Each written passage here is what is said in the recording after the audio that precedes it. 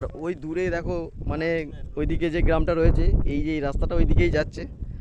আর দারুণ লাগছে। আর এইখানে একটা কি রয়েছে জানি না এটা। তো বন্ধুরা, এটাই হচ্ছে গিদ্ধে ভিউ পয়েন্ট। আর এটা কার্শিয়াংয়েই, আর একদম টপে। আর সেই ভিউ পয়েন্টে আমরা কিন্তু এখন দাঁড়িয়ে রয়েছি। আর এখান থেকে এদিকে রোহিণীর টোটাল ভিউটা কিন্তু এখান থেকে পাওয়া যাবে। এই দেখো লাইন, দার্জিলিং যাওয়ার হচ্ছে এই হচ্ছে টয় ট্রেনের লাইন। ঘরগুলো কীরকম হয়ে আছে খালি দেখো, দারুণ লাগছে না বলো? সুমন ভিউটা দেখেছো? কি দারুণ ভিউটা দেখো। বাড়ি যাবো না। এই কি হলো, কি হলো?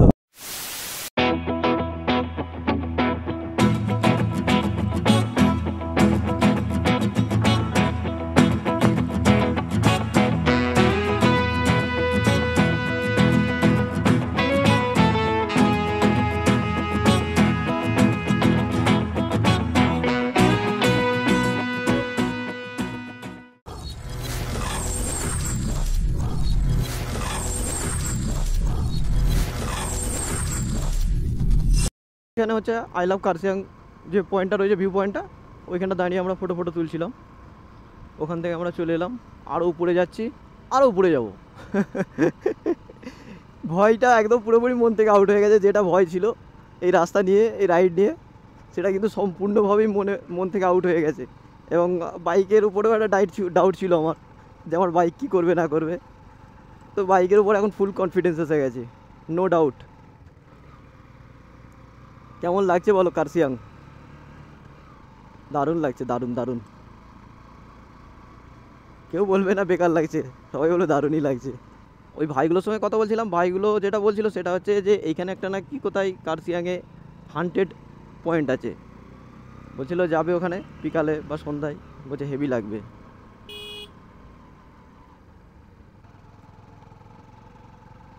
দার্জিলিংটা হচ্ছে প্রায় 9 থেকে 10,000 ফুট,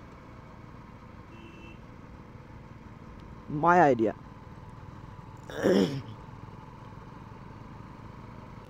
দারুণ লাগছে বলো। ঘরগুলো মানে যেন মনে হবে ঝুলে আছে, দূর থেকে দেখলে মনে হবে ঘরগুলোকে যেন মনে হবে ঝুলে আছে। এত সুন্দরভাবে করা আছে। আর আমি কন্টিনিউ কিন্তু আমার বাইককে 3 নম্বর গিয়ারেই টানছি। আর যেখানে একদম টার্নগুলো আসছে এবং খাড়াই আসছে, চড়াই আসছে, সেইগুলোতে সেকেন্ড গিয়ার করছি, অনায়াসে উঠে যাচ্ছে। কারণ আমি সিঙ্গেল আছি না, আর আমার ওজন তো মাত্র 10 কেজি। কোনো ব্যাপারই নেই আমাকে নিয়ে তোলা। মানে বাইক ধরতে গেলেও নিজের ওয়েটকে ক্যারি করছে, আমাকে নয়। হালকা হওয়ার মজাও আছে। কি লাগছে এখান থেকে রাস্তাটা।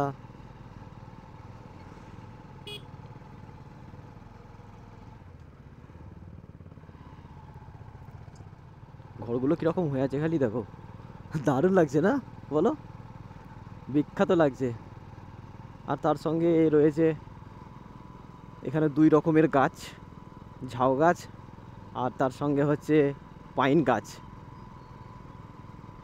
2টি গাছের মিশ্রণ, দারুণ লাগছে। তবে পাইন গাছের থেকে ঝাউ গাছগুলোকে বেশি ভালো লাগছে দেখতে।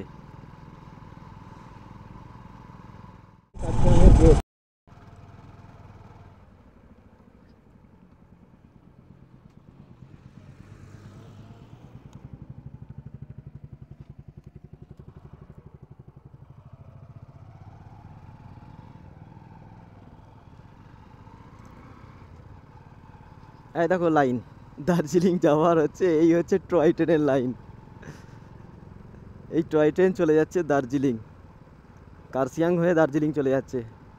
আমি কালকে ভাবছিলাম যে আমরা দার্জিলিং তো এলাম, টয় ট্রেন দেখতে পাবো।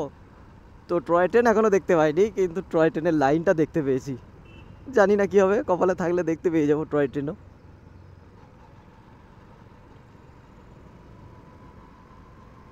ঠান্ডা লাগছে এবার। মানে আমি উইন্ডশিটারটা পরেছিলাম, উইন্ডশিটারটা খুলে ফেললাম। ওই নিচেই কিন্তু এই লাইনগুলো খুব খাতারনাক, মানে স্লিপ করতে পারে। বিশেষ করে আমাদের বাইক তো স্লিপ করার চান্সটা বেশি, কারণ আমাদের সরু চাকা। তো যেটা বলছিলাম, ইয়েটা খুলে ফেললাম উইন্ডশিটারটা। এখন দেখছি ঠান্ডা লাগছে এবার, আরও ঠান্ডা। উপরে এলাম তো আরও ঠান্ডা বেড়ে গেল, নিচে গরম লাগছিল। যে দিকটা যাচ্ছি ওদিকটা হচ্ছে গিদ্ধা পাহাড়। মানে 0 পয়েন্ট ছেড়ে এলাম, 0 পয়েন্টে আমরা দাঁড়াইনি। যাওয়ার সময় হয়তো সোমনাথ দাঁড়াবে এরকম ওর হয়তো প্ল্যান আছে। তো 0 পয়েন্ট থেকে আমরা এখন গিদ্দা পাহাড়ের দিকে যাচ্ছি। মানে এই রাস্তা ধরে গেলে আমার যেটা মনে হয় আমরা কিন্তু রিটার্ন যেতে পারবো আবার শিলিগুড়ির দিকে, আর পিছন দিকে চলে গেলে তাহলে দার্জিলিং চলে যাবো কার্সিয়াং হয়ে। আর এই টয় ট্রেনের লাইন দেখতে পাচ্ছি, কখন টয় ট্রেন আসবে তাই ভাবছি, টয় ট্রেন এলে দেখবো ভাবছি। প্লিজ একটা টয় ট্রেন এসো। এই হচ্ছে গিদ্দা পাহাড়। আমরা এখন গিদ্দা পাহাড়ের পাশ দিয়ে রাইড করছি, আর এদিকটা হচ্ছে রোহিণী, আমাদের ডান দিকটা হচ্ছে রোহিণী, আমরা ওদিক থেকেই এসেছি।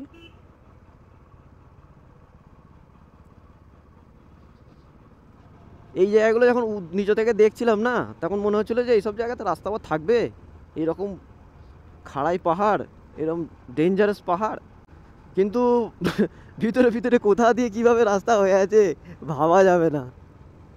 তো রাস্তাগুলো যখন যারা করেছিল মানে তাদেরকে কি বলবো, দিল সে সেলাম। কত দুঃসাহস নিয়ে করতে হয়েছে ভাবো।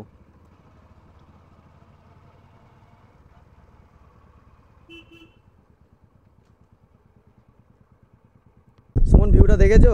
কি দারুণ ভিউটা দেখো। বাড়ি যাবো না। এই কি হলো কি হলো, বাড়ি যাবে না কেন? বাড়ি যাবে না কেন? এত সুন্দর ভালো জিনিস আমি ছেড়ে চলে যাবো।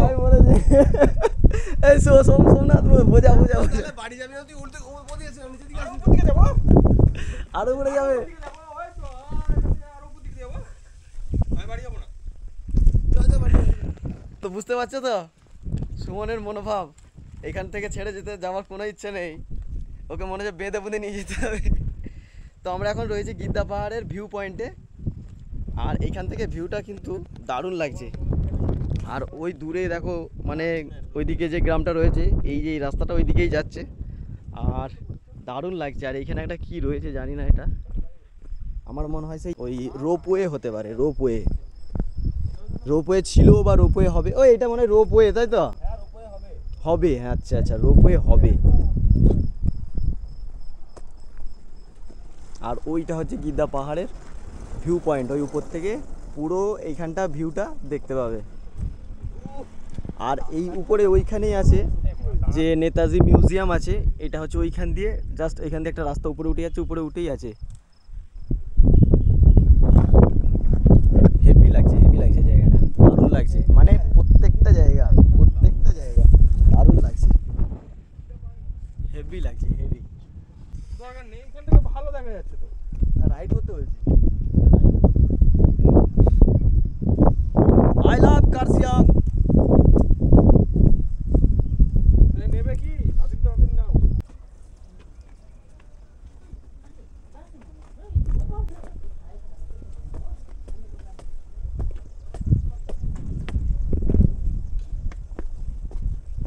ইমপ্রেস করে যায়, আমার আর কোনো ইমপ্রেশনই কাজ করবে না।